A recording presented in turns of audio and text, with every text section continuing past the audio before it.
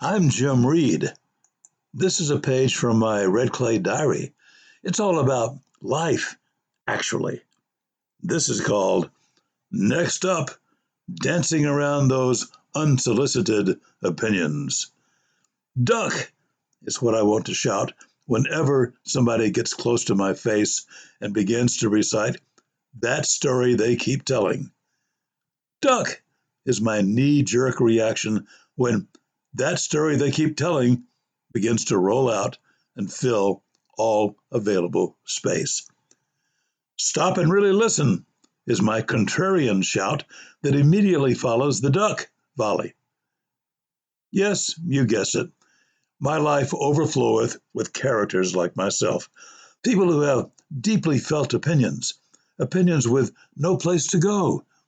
Having no place to go with these long-held rants, many that story they keep telling folks pick on me. I am easy pickings.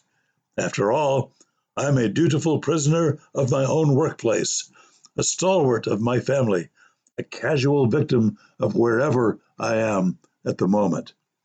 Getting trapped and encapsulated by one of those that story they keep telling people is something I must endure, something I am slowly beginning to appreciate. Being mostly an internal and private person guarantees that my basic instinct is to avoid at all costs being cornered by the rants and rages of strangers.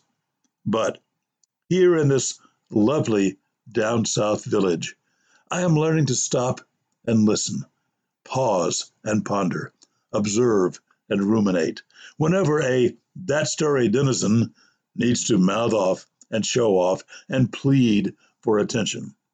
I am actually getting better at listening. Are you also a deflector of that story people? Maybe you know what I'm talking about. My entire life has been spent defending my small solitude of a mind, defending it against encroachment by those who would like to move in and take up space. Perhaps I have been unfair to many of these rant tellers. Maybe not all of them want to storm my defenses and take over. Maybe some of them simply wish to vent, then move on. As I learn to listen more, I make fewer wisecracks. Wisecracks being my main weapon against alien or forbidden ideas that these ranters wish to implant. Wisecracks have protected me from many attacks by bullies and shamers and predators and needier-than-thou warriors. But wisecracks also can keep me so isolated that I miss the special gifts that some folks unknowingly offer.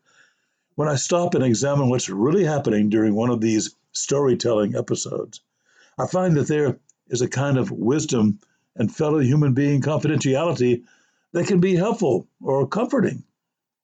When I stop and lay down my armor and my weapons in the form of defensiveness or resistance or smart aleck remarks or fake emergencies, I can actually appreciate what is going on.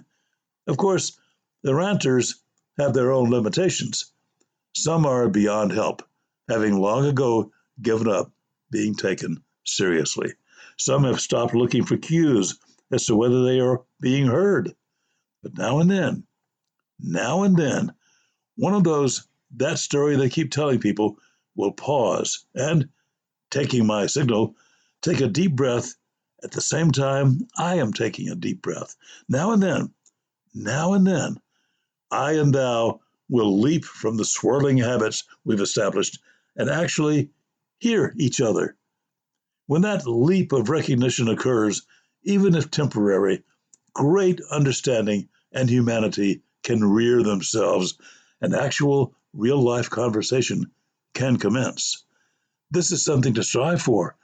I need this kind of progress now and then. I need to disarm. I need to peek into the abyss just to see whether a really good day is about to jump out and happify me despite myself.